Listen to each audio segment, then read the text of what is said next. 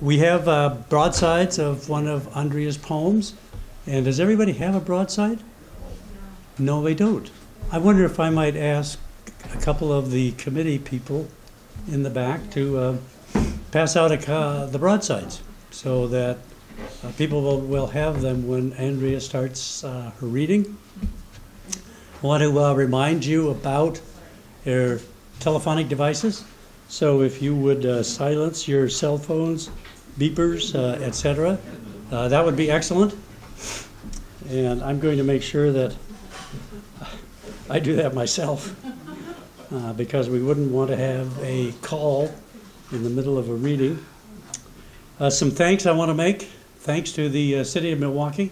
Yeah. The poetry series has had support from the city for the entire time that we've been going.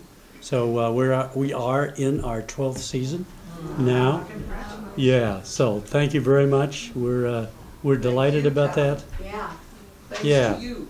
Well, we have. I'm going to thank the committee too. But yeah, you know, it's and we got a grant for the first year, and as you know, with grants, they want you. It's a seed grant, and so they want you to find other funding. And we were working on that, and the city picked it up and just put it into their budget, and it was even $200 more than our grant. And you know, when you're doing this, $200 is yeah in the budget. That's not that big a deal, but if it's having the that type of funding for a series like us, that's important. So they have been very supportive all along.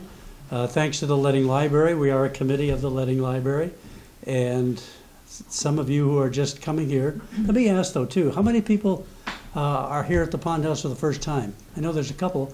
All right. Well, can we give them a hand, please?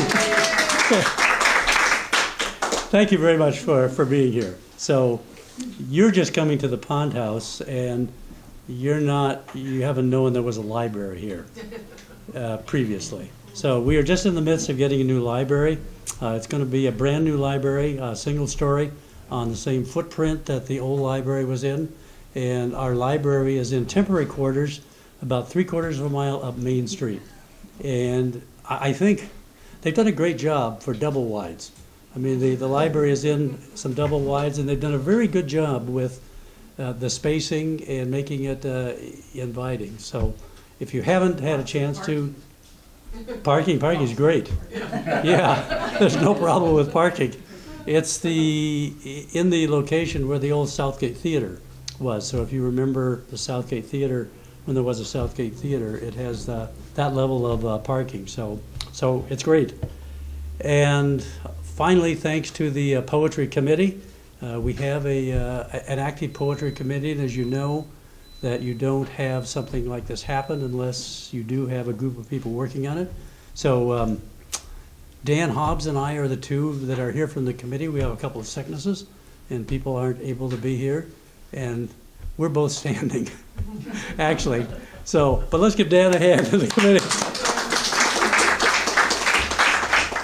We're happy because we have taken over the video functioning in the last 3 months. So we're learning to do that ourselves, and we're certainly happy with the results of Samia Bashir's and George Vinn's reading as far as getting a video of them, and they are going up on YouTube too. So 2 things I can tell you about that: they are going up on YouTube faster than they used to, so they are accessible. And secondly, the Milwaukee Cable Access has a schedule of showing the readings. And I found out in working with the media access that the poetry series are one of the few programs that Cable Access has people call up and actually ask about when they're on. So I thought, that's great, that's great. So, yes. And I think that's all of the things that I want to cover. Susanna just came in, and I'm going to ask her to say just a word when she gets her coat off, if she wants, about the pictures. But before that, I'll tell you about some coming events. Kristen Berger is going to be here as our January poet on the 9th of January. That's next year. And then we are sponsoring a Friends of William Stafford birthday celebration. That's going to be on the second Saturday of the month, which I believe is the 12th. And so we will be having feature readers and an open mic. So everyone is invited to that, and there'll be an invitation about that specifically. So do you want to say something, Susanna, about the art that's on the wall? Oh, sure. Some of which is yours. Yes, I'll explain it. The main pieces in the rooms here, quite an interesting variety of symbolic and nature-based pieces by our dear friend Sunny Graham, and there's information and little bios here on the wall. She has quite a remarkable story in that she came to art very late and had a really discouraging experience as a young child with some teacher that just, put her down. And then she always had that desire, though. And then an opportunity came, it welled up, and now she's really a very accomplished artist. So please read her story. And then some of the little square pieces are works that my husband Ron Rash and I have made, produced for Chris Haberman's 8x8 shows that he's done en masse in some of our in the summer fair here in Milwaukee, and for the last, I guess, 12 years, but not this year, downtown, 1,000 artists kind of thing. He was tired. He said he was going to skip a year. But anyway, the roses and the fruits that you see here are works by Ron, and then I have some abstract works in the bathroom. So since we all have to go there sometime, feel free to view the offerings even to the bathroom. Thank you. Well, thank you for your role in getting the art up on the walls, because that's a big role, and also for your work as an artist here in Milwaukee. So, I've heard Andrea read from this book twice already, and I've been looking forward to hearing it again. It's a wonderful book, and we're delighted that we have Andrea here tonight to read. She's the author of 5 full-length collections and 3 chapbooks. Her many honors include 2 Pushcart Prizes in poetry and literary nonfiction, 2 poetry fellowships from the National Endowment of the Arts, the Nicholas Roerich Poetry Prize, the D.H. Lawrence Fellowship, the Runes Poetry Award, the Ellipsis Prize, the Vern Rutsala Award, an individual artist fellowship from Literary Arts of Oregon, and 2 fellowships in poetry from the Arkansas Arts Council. Since her retirement after 22 years as the writer-in-residence at Leon College in Arkansas, she has lived in Portland, where she conducts creative writing tutorials, seminars, and workshops. I've taken some of those and can say from personal experience they're wonderful. You can find out more about Andrea at her website, which is, it's on the invitation, andreahollander.net. Would you join me in welcoming our poet for this evening, Andrea Hollander.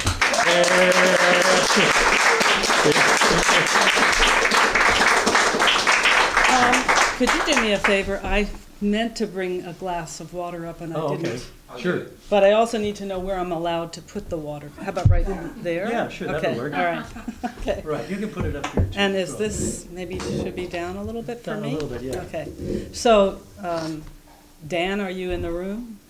He went to get the water. Oh, he went to get the water. Okay. I just want to make sure that I'm, and what are these? Are these lights or? Those are lights if you need one. Okay. Well, I know when I've sat over there that sometimes the light is in my eye. So as long as I can see, I won't need the light. Well, we had a situation where a poet needed light. Pardon me? We had a situation where the poet reading needed light. Right. No, I think And that's so fine. We got these, And if I start to go off script, that means I needed the light. So real quick, Chris Toby, who's in the front row, she and I rode here together. I was the navigator, and I used Google Maps. And all I did was put in Leading Library. And we ended up in that parking lot where the double wides are. And I said, this isn't right. And then we realized, oh, we better put in the Pond House address. So we did, and we're here. Okay, and you're here, and I thank you for being here. And this has been one of my favorite places to listen to poetry. I love the intimacy of the room. I love the intimacy of the people in the room. It feels as though I'm in someone's living room and sharing work, and I'm usually one of the ones in the audience where you are, so I know how you feel. The other thing I like about this series is that it's so relaxed that I find that the person who's reading is relaxed, or seemingly relaxed. Now, some of you who are in the room who have been such people up here, maybe you're not relaxed, but you always seem it. So if I seem it, pretend I am. So the new book that came out in September, Blue Mistaken for Sky, I didn't realize it when I was writing the individual poems, but when I was putting the manuscript together as a book, I realized that it tells the story of, well, part of my life. I write poems that are from my observation and my experience. And so with the help of people like Paul Ann, who's sitting in the audience, and my son Brooke, who's sitting in the audience, and John Brem, whom some of you know, I was given some help in knowing what worked, what didn't work, and I was able to put the book together in such a way that if you read from the first poem on, you will be reading what feels like a memoir. The book is in 3 sections. The first section begins here in Portland, but then it goes back into the real subject of the story. I won't give that away. Some of you have already been to my readings and you already know. Second section goes back in time because it is a personal story. So I go back in time in the second section, and I'm now in my childhood and my young adulthood. Third section, I have left Arkansas, where the first part of it mostly takes place, where I lived for 35 years. And now in the third section, I'm in Portland. So you will recognize some of the places because you know that area, this area. Okay, so I'm going to read 4 poems from each of the 3 sections, and then I'm going to read a few poems that I've written since then. So that is the plan. The other thing I'm going to do is, I was very careful about the way I put the book together. So I'm going to read the first and last poems from each of the 3 sections, and then 2 poems in between those in each of the sections, okay? And I'm going to start, of course, with the first section, first poem, which is called Umbrella. That first wet winter alone, a man approached me at the bus stop, offered his umbrella, just raised it over my head, and we began a long conversation. Before the bus came, I agreed to meet him for coffee. All this a first for me, so recently divorced and new to this city. That man could have been my ex, I realize, hindsight now like a pair of 3D glasses, rendering up close and clear the double life my husband led. If he had been the one at the bus stop, some other woman waiting as the rain began, he would have made the same gesture, though the umbrella would have been mine, bright blue with white stripes, reliable even in the gustiest wind, and wide enough for any easy accommodation.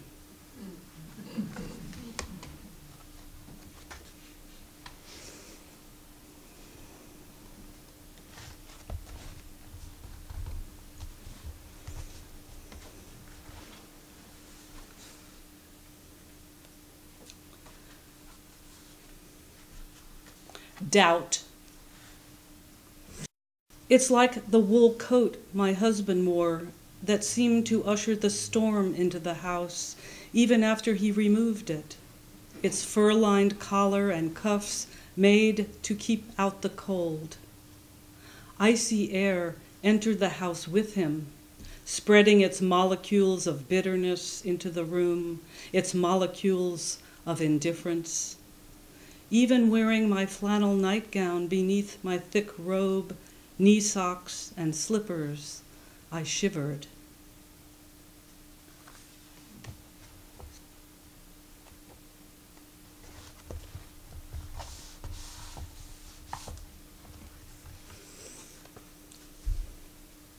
For lack of what is found there.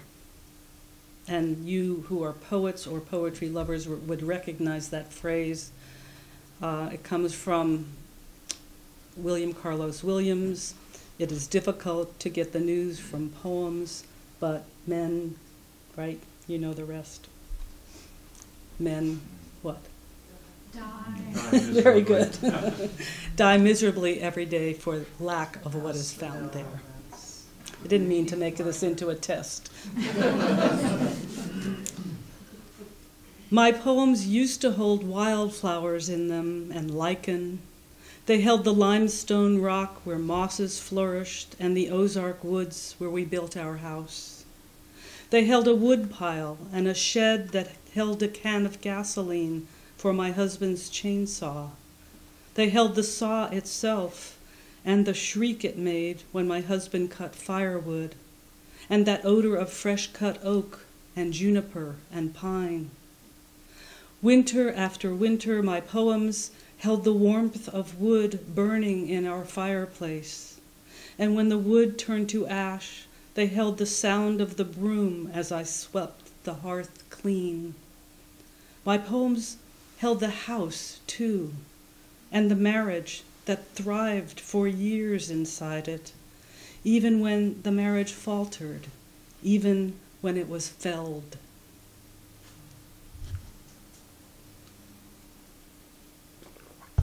I've made an effort to not read the same poems as I've read at previous readings in town. I'm so unused to reading more than one time in one town, because when I lived in Arkansas, well, I didn't even know any other writers in Arkansas for years and years, and none in my own town. But the idea of actually doing a reading, more than one reading in the same neighborhood, would have been unheard of for my 35 years there. A story I did not tell. The drillers came with their giant machine that dug and dug and beat and beat. The sound went on for hours that day, but 50, 60, 90 feet, and the well was dry. I did not say my husband was out of our house, our woods, our town, out of touch and on his own, the way he would be on other days as the men carried on and the well was dry. All I did was sit at the window or stand on the porch, bring glasses of lemonade out to the men, tell my 2-year-old son why the pounding went on day after day, more and more feet, the beat, beat, beat, we couldn't escape, and the well was dry. My husband came back, and the years went on, and our son grew up, and the woods grew tall, and my husband left again and again. My husband left, and I moved away. But the pounding came, and the well stayed dry. So that is the 4 poems I'm sharing from section 1, and you're going to have to buy the book and find out what happened in between. So this is the opening poem of the second section, and what you'll hear at the beginning poem of each of the other 2 sections, this one and the next one, is I try to make a bridge between the poem, the section that you just heard, and the new section. This is called First Snow. My friend said the first snow always felt immaculate. She couldn't wait to play in it. But she didn't grow up near a highway where any accumulation turned gray before your eyes. And she didn't have a father like mine, a man raised by his mother's images of the worst catastrophes. How can I forget those warnings he gave me throughout my childhood? Never to eat it, the way he forbade me to play in anyone else's yard, told me that snow, no matter how inviting, could be hiding something, a broken beer bottle, a rake left on a lawn, a sinkhole. Like those irresistible phrases my ex piled on. How beautiful my eyes, my hair, how much he loved, he said, to contemplate my body. I should have suspected something sharp and dangerous below that gleaming landscape.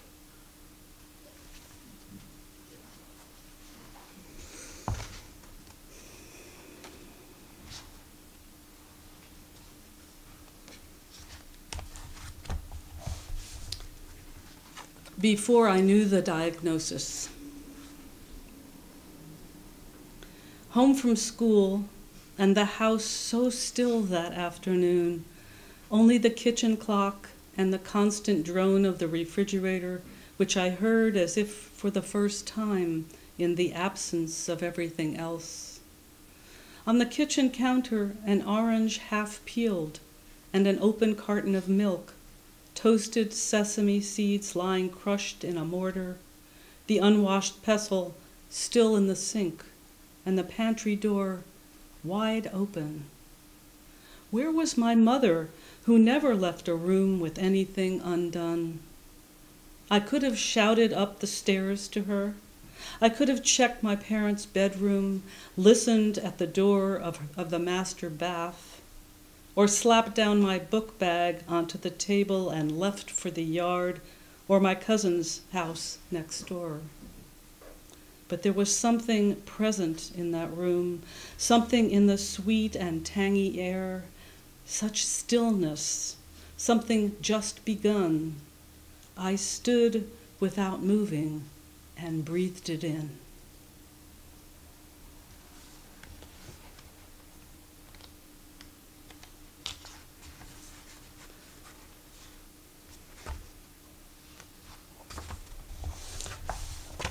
I can hear you breathing.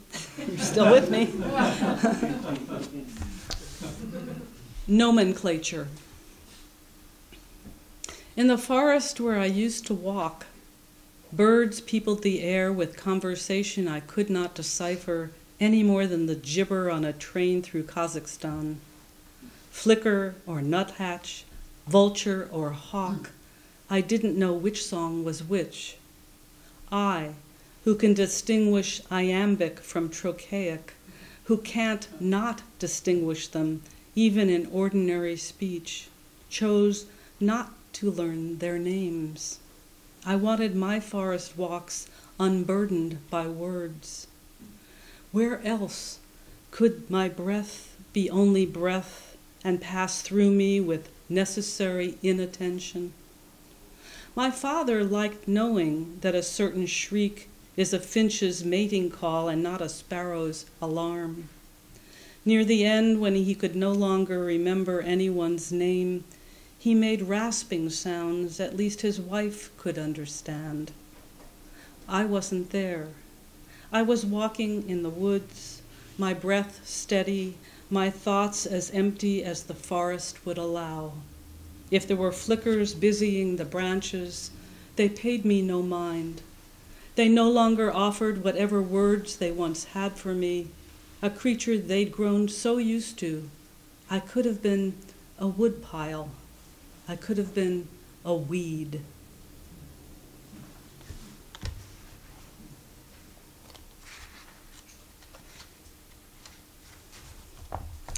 And next poem is the last poem in the middle section. I know we're speeding through my life like crazy, right?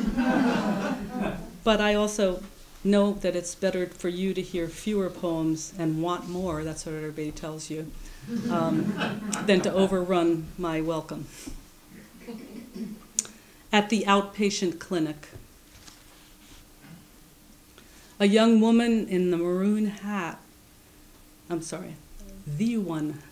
me start again. At the outpatient clinic. The young woman in the maroon hat is tapping her left foot as she stares into her empty lap. She's kept her coat on, its collar of fake fur buttoned at her throat. The woman's face is pale. Blanched is the word I was about to use, but my mother's name was Blanche, and I don't want to think of her the way at the end she grew so white and thin, her hair so black I thought someone had rinsed it with ink. She lay so flat beneath those hospital beneath those hospital sheets. I thought at first the bed empty, that they had taken her away. Now a man I didn't see before gawks at me, his eyes earnest, green and stern like my father's. "Angela," he says.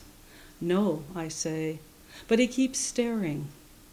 I'm saved when his name is called, and he turns his head the way my mother did that last time when I stood at the foot of her bed, her name on a blue card inserted into the slot beside the door.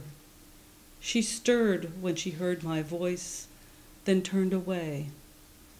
My mother's head of ink-black hair on that bleached white pillow, her name typed out in block letters on one of those little blue cards. What do they do with them afterwards?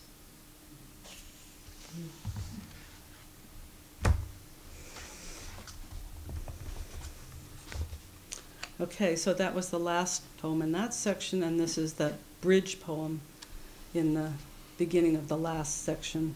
And this is a poem that was published in the most wonderful, one of the most wonderful literary journals here, Windfall, that I wouldn't know about if I hadn't been handed a copy of it at this very place, I believe, or was it at Stonehenge, by the man in the front row, Bill Siverly, who's one of the editors. So I was very happy to have this poem in that journal.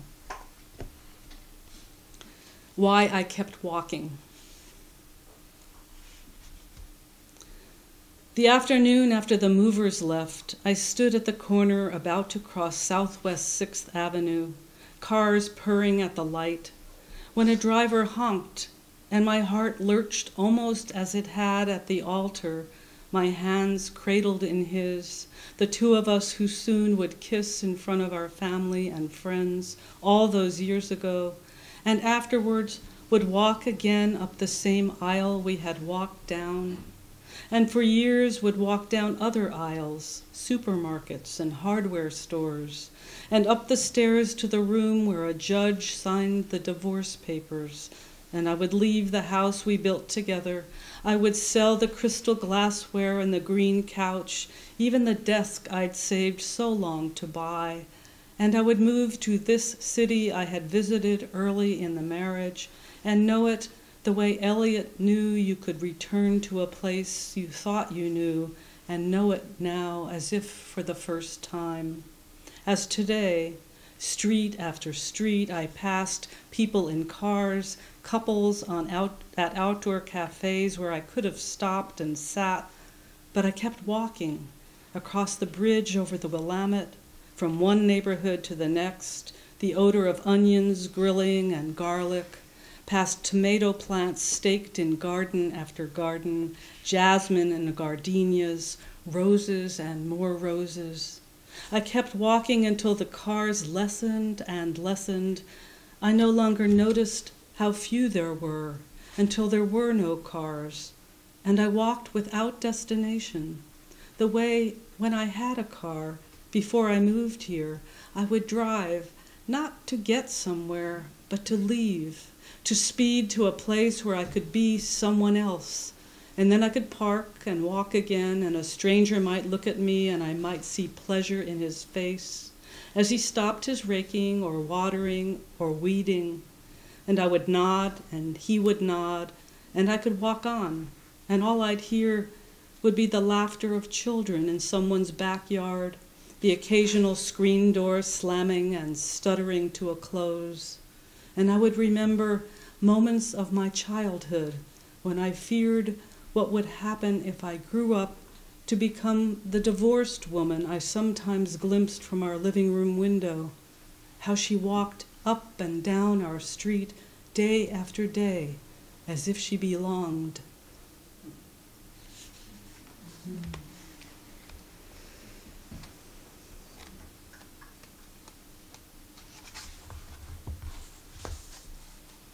Music.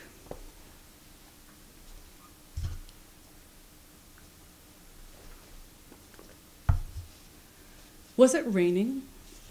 Was it raining when he pulled the car to the curb to let me out and leaned toward me and kissed me, not the way I expected, but as if we were lovers?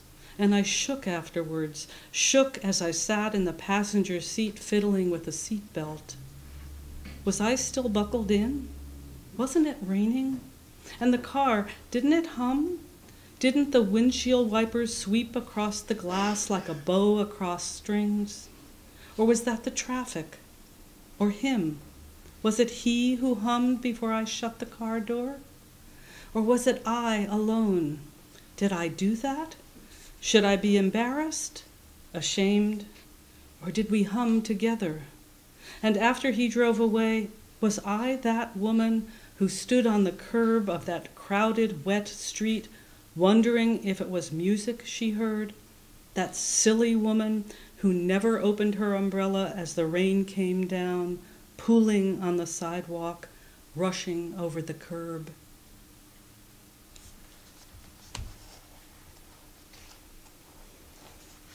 So 2 more poems from the book, and one of them you have in the lavender on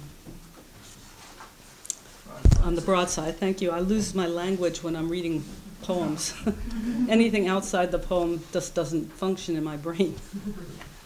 So I wanted to tell you a quick story about this poem, and the reason I chose it for tonight is because the experience that I'm about to read to you took place right about 2 blocks from here at the bus stop. I had come to the pond house on a very, very cold winter night to hear somebody read. I can't remember who it is anymore. I could look back in my notes and I would know. But in any case, it was bitter cold, and I just took notes in my head and went home and wrote the poem. And then I, of course, worked on it. Blossom. I was not alone one bitter winter night, waiting for the bus back to the city from the outskirts. A tall, middle-aged man with a straggly beard, uncombed hair, and stained trousers with frayed cuffs paced the empty street in front of me, smoking. I doubt he gave me a single thought. Solitary older woman in a woolen hat and long black winter coat and scarf. The wind wheezed, and I wound the scarf tighter around my neck. The man kept pacing, smoking, his ungloved hands red and chapped. When the bus finally came, he didn't toss his cigarette into the street, nor crush it on the sidewalk, but instead tapped it against the glass wall of the kiosk, gently until it was out. Then, with the kind of care I once gave the delicate blossom of a trillium for which I'd scouted the forest for hours, he tucked the small stub into a pocket of his denim jacket and stepped up into the bus before me. And it was just like that. And so I thank him, whoever he was. And then the last poem in the book, and again, I'll read a few new ones after this, is called Pleasure. And when I was reviewing the book after I'd made my final decisions about where poems should be, it was interesting to me that the poem begins in rain, and you'll see how the book begins with the poem in rain. There's a lot of rain in the book. I don't know why. There would have been some tornadoes had I stayed in Arkansas. Okay, pleasure. Because yesterday I lay fully dressed alone on my bed, listening to the sweet-tempered yatter of rain I'd longed for all summer. a sound that continued for hours against the bedroom window. And because the dissonance of traffic on the street below was faint beneath it, the rain light and steady and close. And because yesterday it finally felt normal to sleep alone, wake and eat alone, walk out on my own, deciding when and where to go without telling anyone. This morning, because I remembered the pleasure of yesterday's rain, yesterday's solitude, I showered and dressed. I finished my second cup, put the Times in the recycling bin under the sink, and took my time tidying the kitchen. And then, because I could, and because I no longer think of pleasure as something that must be shared, as I believed all those years of my marriage, I walked back down the hall past new paintings by my son, and stood a while in my bedroom, admiring the brocade coverlet I bought my first winter alone, its intricate stitching, its pearl gray sheen. And slipping off my shoes, I lay down again and listened, even though there was no rain.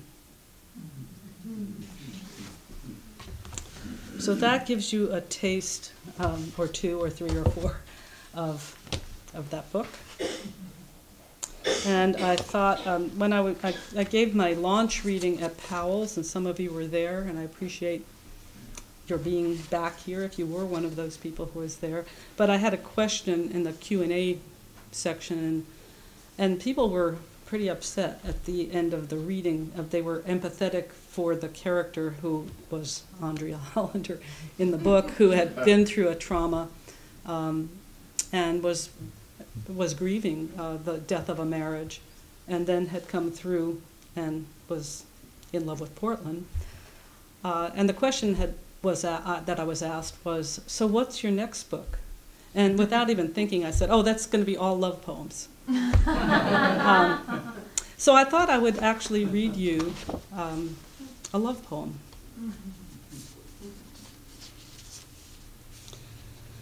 Because I haven't written enough love poems, this one is for my brother, who is loved by 2 dogs, 8-year-old Hershey, a chocolate lab, and Valentine, a golden one, nearly blind now, whom he lifts to the bed each night against his doctor's advice and helps to the door each morning. And who is loved by his wife, who, so my brother won't hear, sometimes cries in the bathroom of the basement guest room. And by his 16-year-old daughter, who used to talk back as my brother and I did when we were 16, but who's stopped since his last round of chemo. When she's off with her boyfriend and his wife's still at work, I don't care anymore if he spends all day on the family room couch watching those game shows I used to despise, claiming they wasted his time, as long as Hershey and Valentine lie asleep on the hand-me-down rug, their heads on his now numb feet. I didn't promise it would be a happy.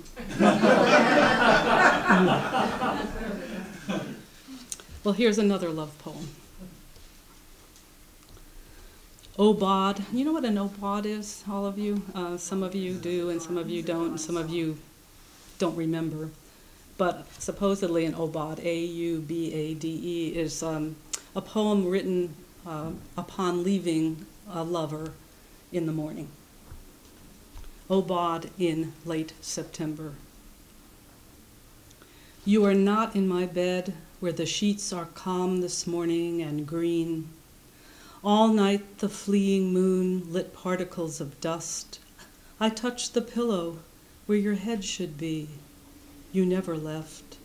How could you leave? You've not yet come, a man I've yet to meet, however old, however young. A man I've yet to meet who hasn't come. How could you leave? You never left. Where your head should be, I touched the bed, the dust invisible. All night the fleeing moon, this morning too much green, the sheets too calm, and you not in my bed.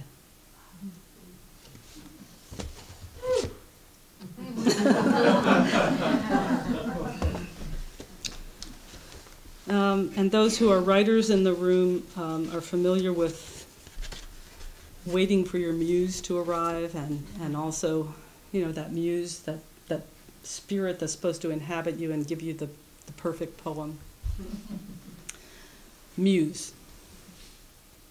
Some mornings, my muse comes in the form of the man who rolls the garbage bins up the alley to the street, and I'm supposed to understand it's the rhythm of his clatter I'm to imitate in my lines. Other mornings, my muse arrives disguised as the recorded voice monotoning warnings from the light rail train that stops in front of my building every 15 minutes. That voice uttering the same two sentences over and over, no matter which train, no matter which time of day or night. Please stand back. The doors are about to close. I get it. I'm supposed to use repetition in whatever poem I'm drafting, no matter the subject, no matter the form. Yesterday, as I stepped onto the train myself, it was the elderly woman in a buttonless blue sweater pushing a tiny white dog in a stroller. I stood back, the doors about to close, and took out my pen. The dog had huge black pupils and stared straight up at me, growling. The woman sang, her voice low but clear enough to remind me that words have texture, lines, tempo, melody. And if you want your reader to stay with the poem, you must sing to keep the dog calm. You must treat him like a child. Or maybe my muse was not the woman at all, but the dog, intimidating enough to keep me writing, else he bare his teeth, snap at me, ravage the page, scare away any unsuspecting reader. And I will read one more poem. It's actually one that I wrote a long time ago. I tell the people that come to my workshops and seminars that there is no excuse not to try something. Well, this is a found poem. You know, a found poem is when you find something that wasn't intended to be a poem, and there it is. Well, I did a little more work than that. This is called Found Sonnet. And each line of the sonnet, and I might say it is a perfect sonnet, but each line came from a poem by someone else. And some of the lines you might recognize.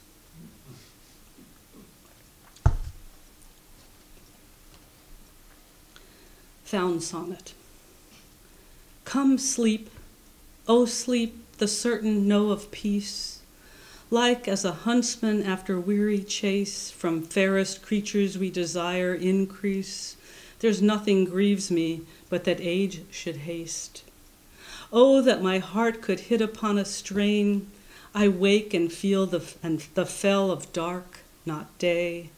Let others sing of knights and paladins. Remember me when I am gone away. When, in disgrace with fortune and men's eyes, this holy season fit to fast and pray, pressed by the moon, mute arbitress of tides, shall I compare thee to a summer's day? Lord, with what care hast thou begirt us round? Scorn not the sonnet. Critic, you have frowned. And that is where I close the book. And those were poems, by the way, from mostly the 16th century. And you probably recognized Rossetti and Shakespeare and Spenser and George Herbert and Wordsworth and Philip Sidney and Spenser and Drayton and Hopkins. So, any questions?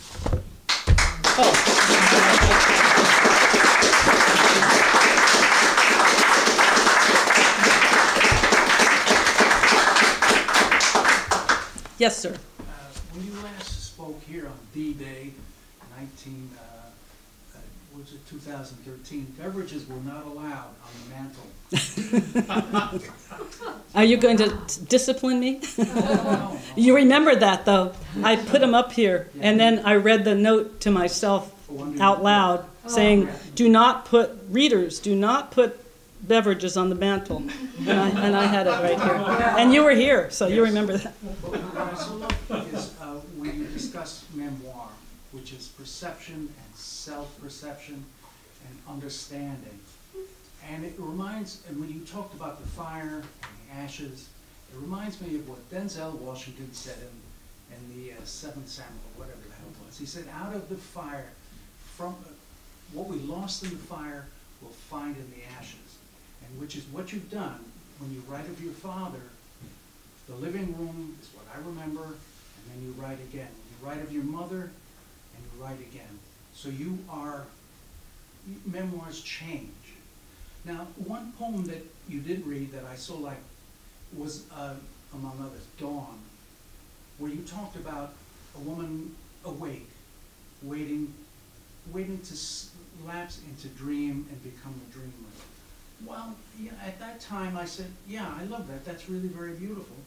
But not to be melodramatic, but many years later, I find that poem, as I am in that state, waiting, I'm of an age now, I realize that, is this the night that I'm lapsing into the far country?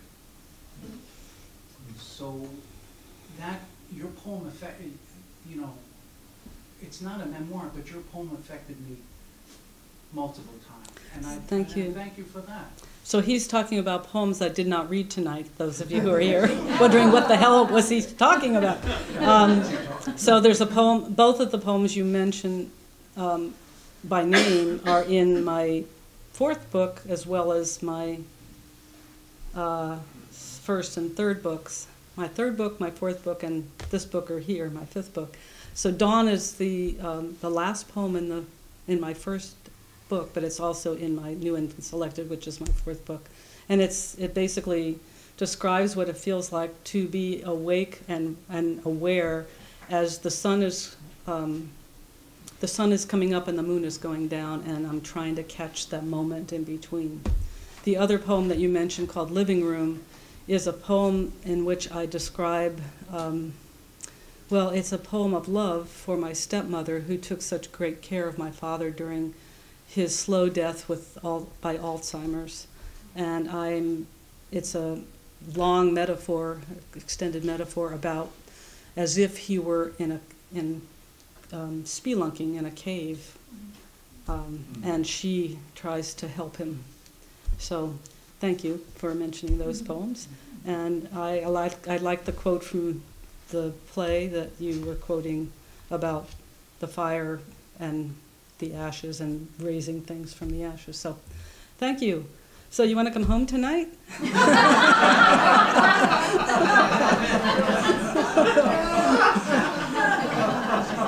Not to embarrass anybody, but that was very sweet. Andrea, would you like to read Dawn?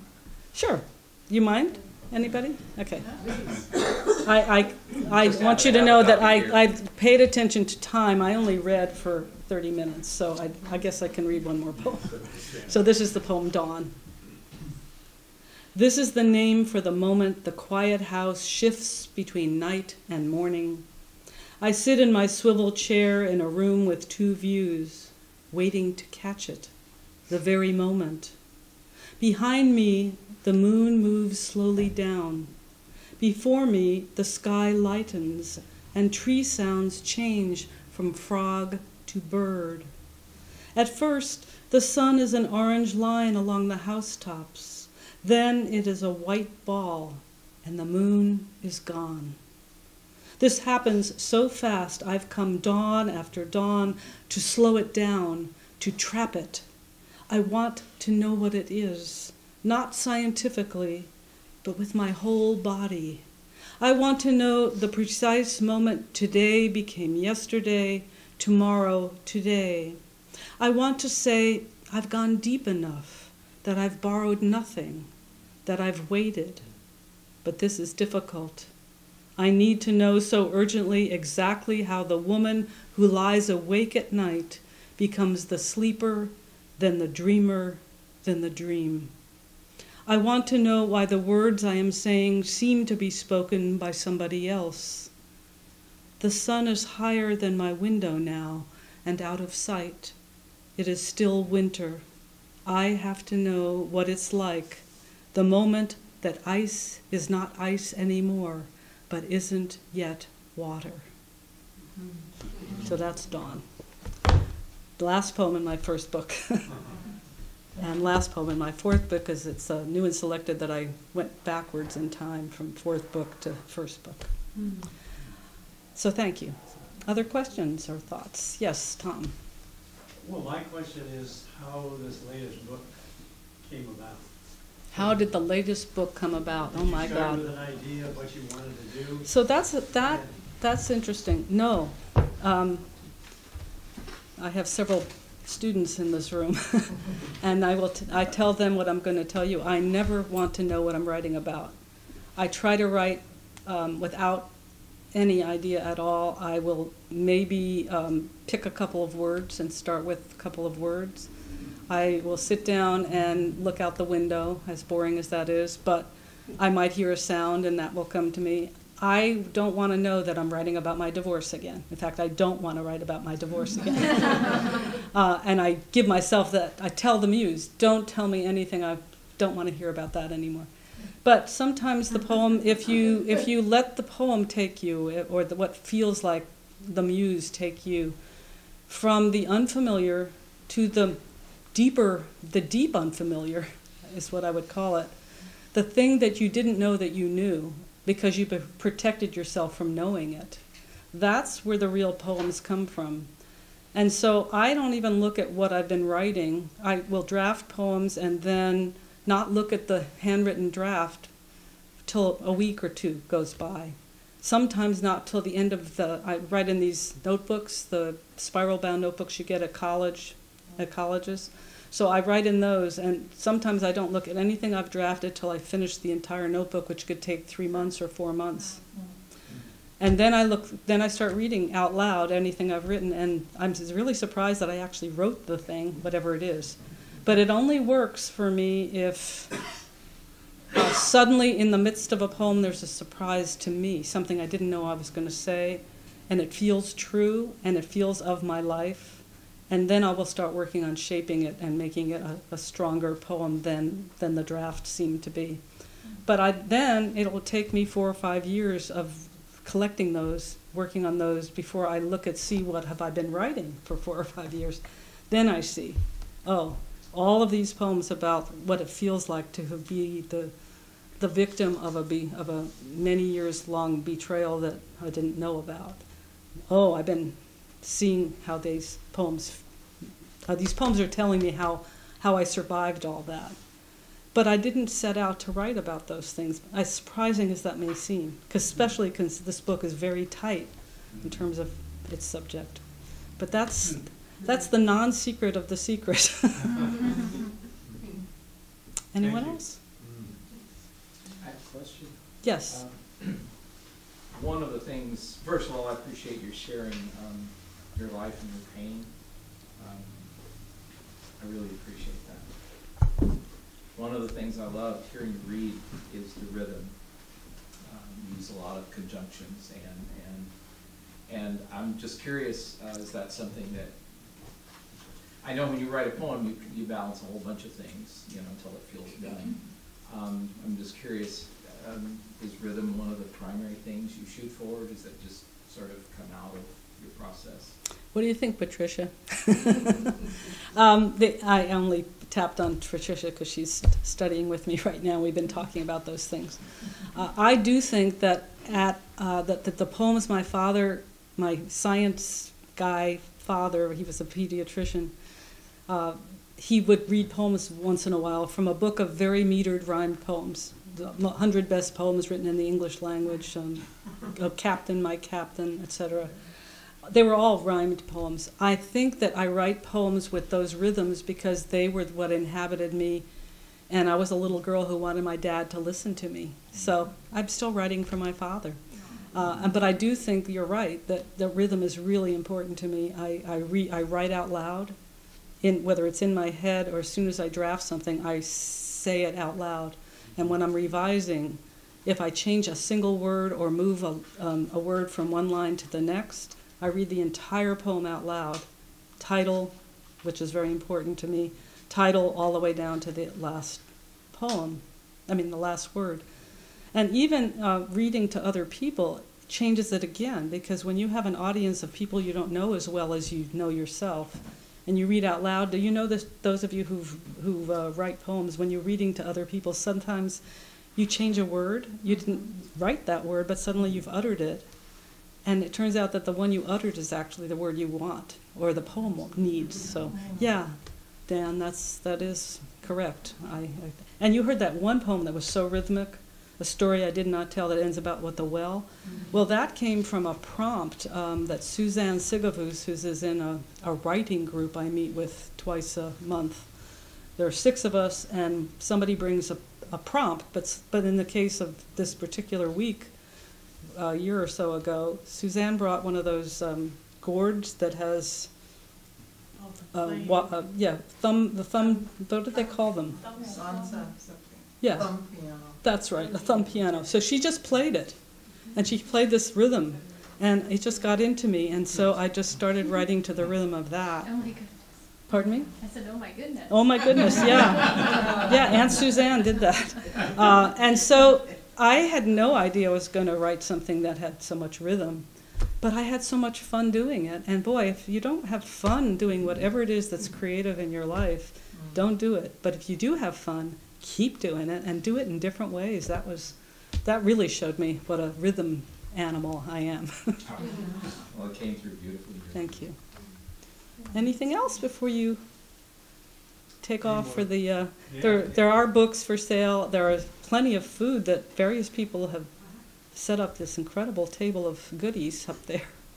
Well, that's what the refreshments are for. So please Before you move, though, and could I take your picture?